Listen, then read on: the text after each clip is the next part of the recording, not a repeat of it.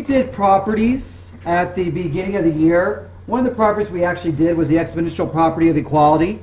And most of you only recognize it because it was the only property that had anything to do with exponents. So you knew how to name it.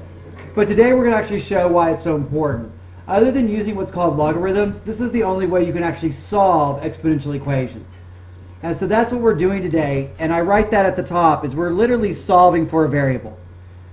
What we were doing earlier with exponent rules was we were simplifying them, correct?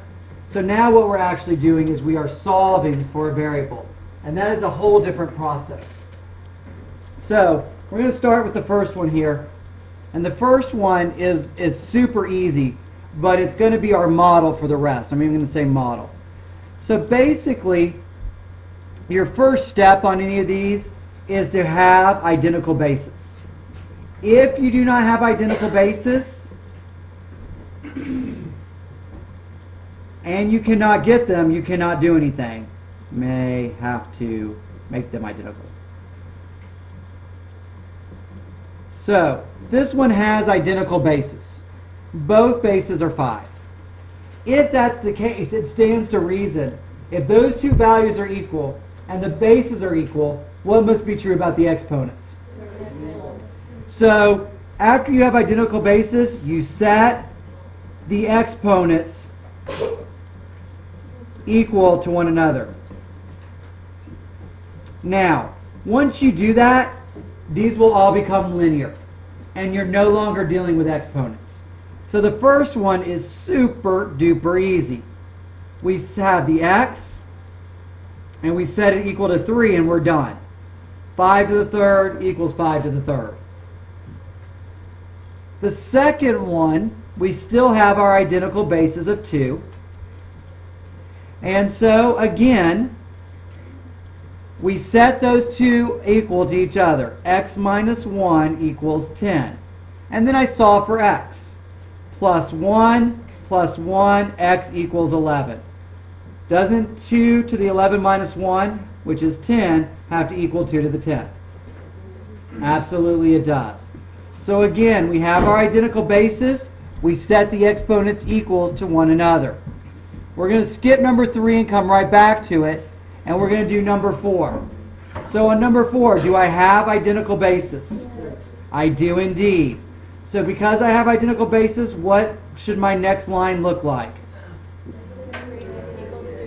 Negative 3x equals 2x minus 2.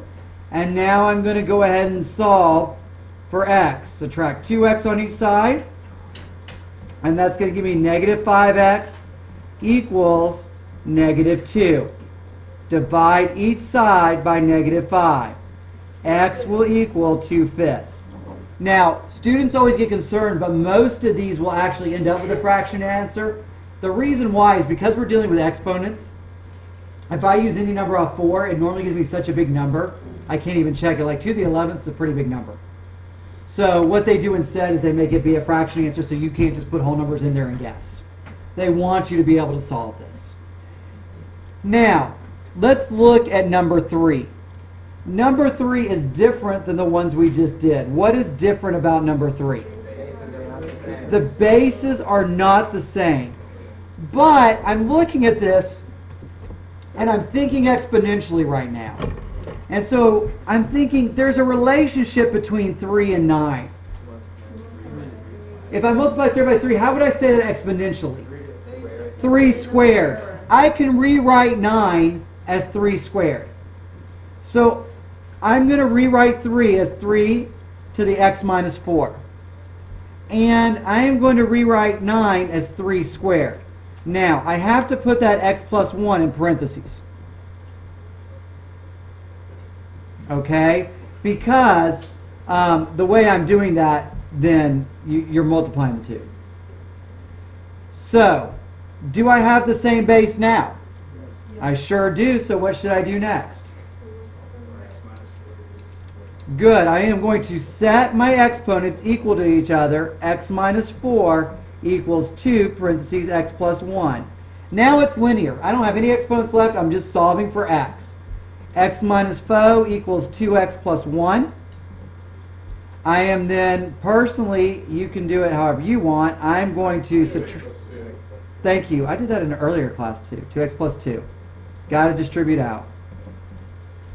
That was a test. You passed. All right. Then you're going to subtract x from each side. And subtract 2 from each side. And you should get x equals negative 6. When you go back to plug that in, if you go back to the original and put it in your calculator, so if I put 3 to the negative 10, plugging in a negative 6, and I put in 9 to the negative 5th, you should get the same answer. When you put those in your calculator, that's how you check these. Let's move on to number 5. So which one should I change, the 16 or the faux? Really? 16. Let's do the 16. There's no way that I can change 4 and make it be a 16. Not without changing the value.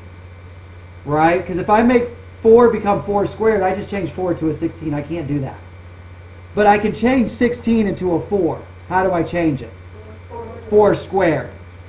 So I'm going to rewrite that as 4 squared, parentheses, negative k minus 3 equals 4 to the third.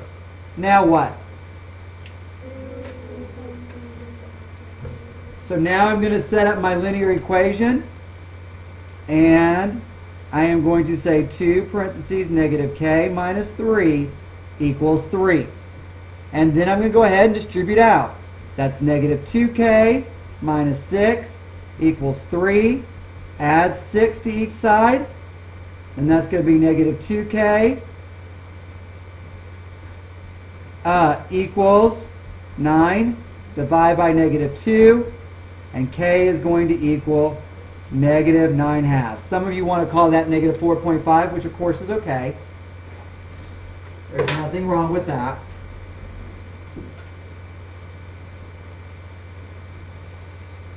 All right. Are we kind of getting the hang of these? If you can't make identical bases, you are out of luck. You cannot solve it. There is a way to solve it, but not that you know at this point, and not using this property. Let's look at number 6, and let's do that one together. Number 6 is actually easier than number 5 was. So on number 6, what should I do first? Make 8 to cube. So we're going to make 8 into 2 to the third. Wow, right there already, I have my identical bases, so what am I going to do? I'm going to set my exponents equal to each other, which is negative 3m minus 1 equals 3. I am going to add 1, negative 3m equals 4, divide by negative 3, and you couldn't see that, so let me bring that up. And m is going to then equal negative 4/3. And you are literally solving for a variable. We weren't trying to simplify exponents. The only thing that what we did the first half of class and this half of class have to do with each other is they both have exponents. All right? Everything in the first was about making it look better. This is about getting an answer. Preferably the right answer. For some of you, I know that's a challenge. All right. Let's go ahead. Now, number 7. Oh, no.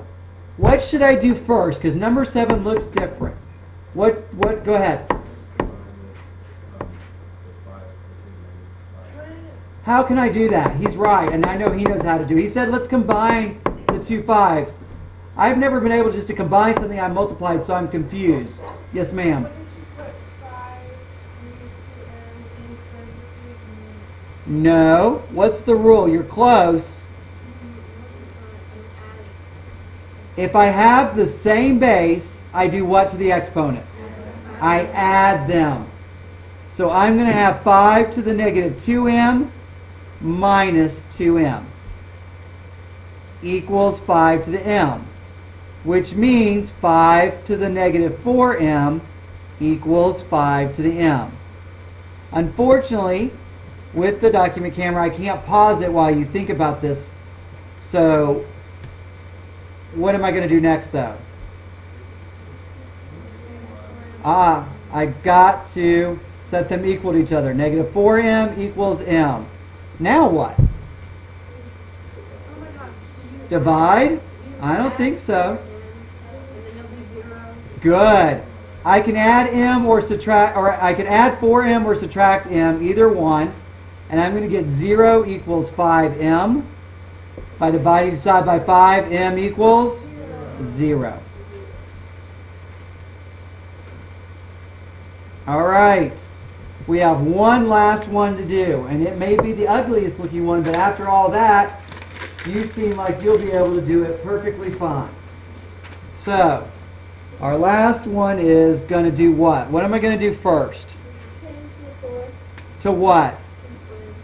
2 squared, which means I've got that 3r still, times 2 to the 5th is going to equal what over here? What is 64? 2 to the what? Nope. 2 to the 4th is 16. To the 6th. Right? Check me on that. 2 times, here, we'll do it on the camera. 2 times 2 is 4. Times 2 is, times 2 is, times 2 is, times 2 is 6. And then remember, this other part must go in parentheses, because you have to distribute that out. Now what?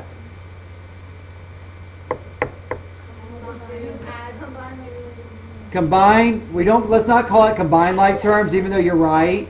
We're adding these two. What is 2 times 3r? So over here, because I have the same base, I can say 6r plus 5 equals what? Negative 6r, we went ahead and distributed out, minus 18. What next? Add 6r to each side, and that's going to give me 5 equals, 12r plus 5 equals negative 18. Now what? Minus 5. Minus 5. And I'm going to come over here so I don't run out of room. 12r then equals negative 23. And then what? Divide by 12, and r equals negative 23 over 12. It may be ugly, but it's also right. You're welcome to leave them as improper fractions. There's no reason to convert unless you have some burning need.